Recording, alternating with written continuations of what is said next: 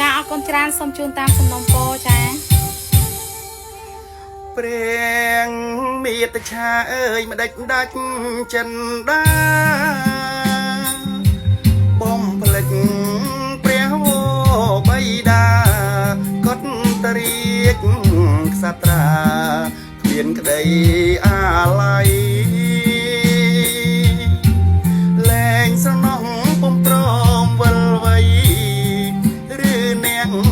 ម្ចាស់ថ្លៃបំផ្លិចទឹកដីគេពីដូនតានៃយើងហើយទេមៀងមកដល់ហើយបដៃពុំភ្លេចឡើយមានតឆាអើយសូមស្ដេចយាត្រា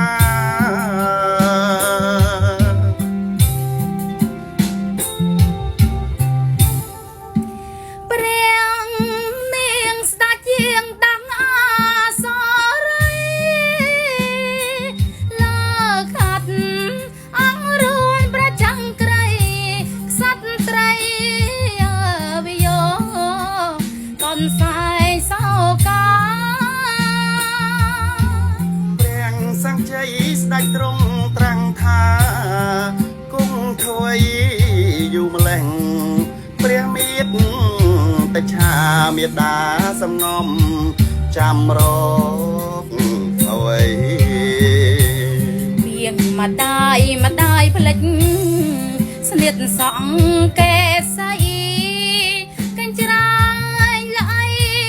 ណាំស្បៃផងត្រា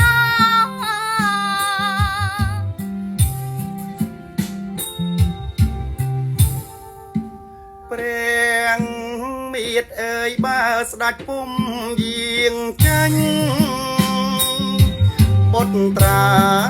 ទុកមโนតោមនិញបងគុំសូមកាត់ព្រះសេរសាយកទៅថ្វាយព្រះរាជបិតាឥតស្ដាយសង្ខាសងលោកសង្ការព្រួយខ្លោចសាក្នុងហាក់រតី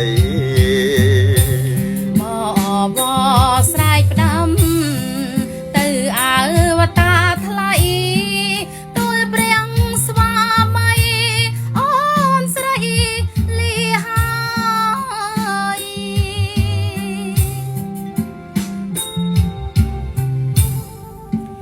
លីហើយលីឆ្ងាយលីកាយលីចិត្តលីស្នា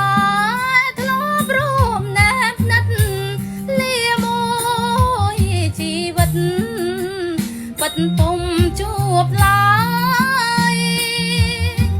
ម្ដេចក៏ត្រង់តាមធ្វើប្រងអើយពុំប្រ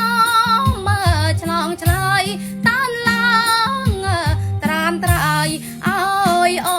នអងហាក់រតីអូនឃ្លាតឆ្ងាយទៅមិនអស់អាឡ័យដូចមេ